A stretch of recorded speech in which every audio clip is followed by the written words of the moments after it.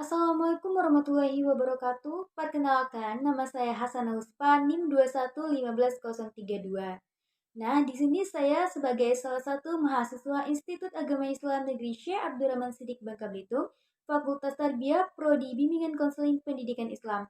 Tepatnya saya berada di kelas BKPI 4B, yaitu semester 4. Nah, pada video saya kali ini dalam rangka memenuhi tugas individu, yaitu mata kuliah modifikasi perilaku dengan dosen pengampu yaitu Ibu Puri Handayani MA. Baik, pada tugas individu saya kali ini saya mendapatkan judul yaitu mengenai prinsip dan proses terbentuknya tingkah laku. Nah, pada materi saya terbagi menjadi tiga pokok bagian besar. Yang pertama yaitu mengenai classical conditioning, di mana yang pertama kita membahas pengertiannya terlebih dahulu. Untuk pengertian classical conditioning itu, conditioning respon dikembangkan oleh Ivan van Plop pada tahun 1849 sampai 1936 yang dikenal dengan classical conditioning. Teori ini juga sering disebut dengan conditioning klasik.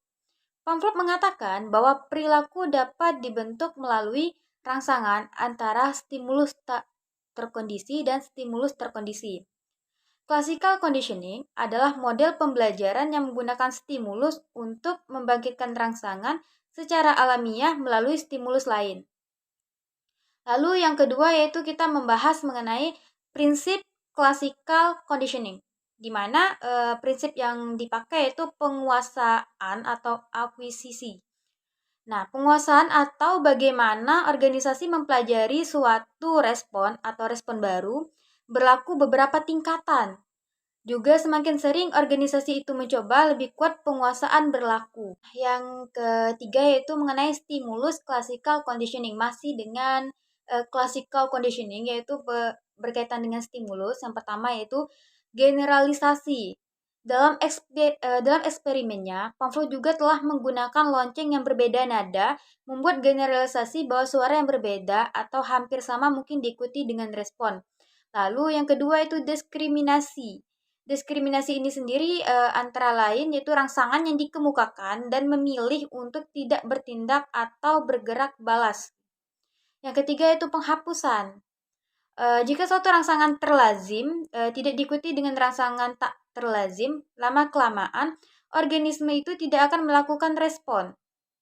Baik, kita masih bersama dengan poin pertama itu classical conditioning. Nah, pada bagian empatnya itu proses terbentuknya perilaku pada classical conditioning. Teori classical conditioning adalah sebuah prosedur penciptaan refleks baru dengan cara mendatangkan stimulus sebelum terjadinya refleks tersebut.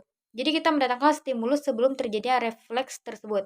Dengan adanya stimulus berupa hadiah atau reward, contohnya seperti kita memberikan stimulus berupa reward yang diberikan kepada peserta didik, dapat menumbuhkan motivasi belajar siswa, sehingga siswa lebih tertarik pada guru. Artinya, tidak membenci atau bersikap acuh tak acuh, tertarik pada mata pelajaran yang diajarkan, mempunyai antusias yang tinggi, serta mengendalikan perhatian terutama pada guru, selalu mengingat pelajaran dan mempelajarinya kembali, dan selalu terkontrol oleh lingkungan. Baik, kita lanjut ke pokok pembagian besar yang kedua, itu mengenai operant conditioning. Nah, pertama itu kita membahas pengertiannya terlebih dahulu. Pengertian operant conditioning menurut Skinner adalah pengkondisian di mana manusia menghasilkan suatu respon atau operand atau sebuah ujaran atau aktivitas-aktivitas yang beroperasi atas dasar lingkungan. Operand tersebut dipelajari melalui penguatan. Teori Skinner ini menerangkan bagaimana berbagai kecenderungan respon dicapai melalui pembelajaran. Jika respon diikuti oleh konsekuensi yang menguntungkan atau disebut juga penguatan, maka respon tersebut menguat, dan jika respon menghasilkan konsekuensi negatif atau hukuman, maka respon tersebut akan melemah. Lalu yang kedua itu kita membahas mengenai prinsip-prinsip operant conditioning. Nah, pada prinsip ini sendiri yaitu yang pertama mengenai penguatan atau reinforcement. Penguatan adalah proses belajar untuk meningkatkan kemungkinan dari sebuah perilaku dengan memberikan atau menghilangkan rangsangan. Pertama itu penguatan positif. Penguatan positif adalah suatu rangsangan yang diberikan untuk memperkuat kemungkinan munculnya suatu perilaku yang baik sehingga respon menjadi meningkat karena diikuti dengan stimulus yang mendukung. Yang kedua yaitu eh, penguatan negatif adalah peningkatan frekuensi suatu perilaku positif karena hilangnya rangsangan yang merugikan atau tidak menyenangkan. Nah, itu untuk penguatan. Lalu untuk prinsip kedua yaitu hukuman atau punishment. Hukuman adalah sebuah konsekuensi untuk mengurangi atau menghilangkan kemungkinan sebuah perilaku akan muncul. Hukuman itu juga terbagi menjadi dua. Yang pertama itu hukuman positif, di mana sebuah perilaku berkurang ketika diikuti dengan rangsangan yang tidak menyenangkan. Dan hukuman negatif adalah sebuah perilaku akan berkurang ketika sebuah rangsangan positif atau menyenangkan diambil.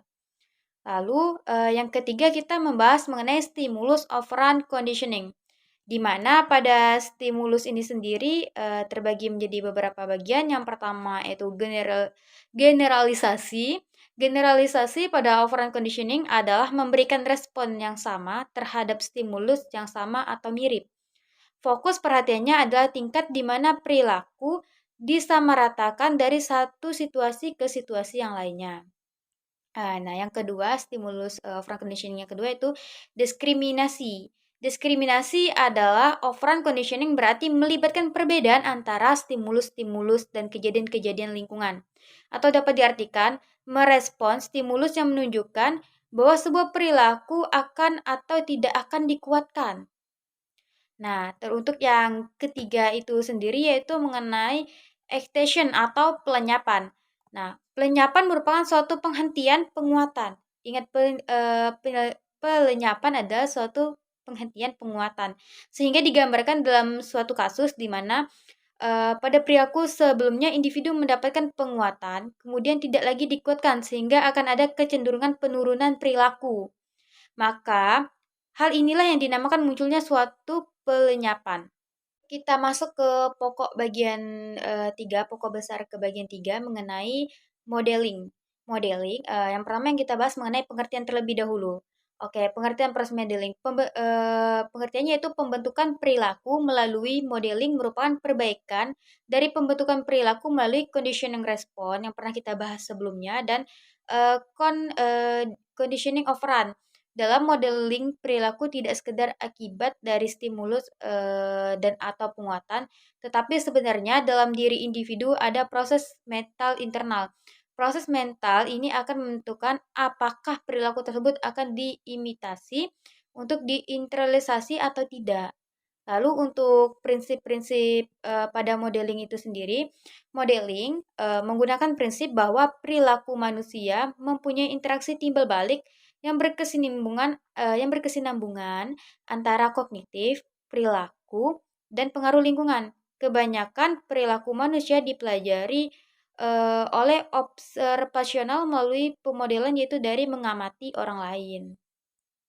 Oke, untuk yang ketiga itu proses terbentuknya tingkah laku pada modeling. Yang pertama yaitu ada 4 fase dalam membentuk perilaku melalui modeling. Yang pertama, fase perhatian. Fase perhatian ini sendiri yaitu fase pertama dalam modeling adalah memberikan perhatian pada suatu model. Yang kedua itu fase retensi.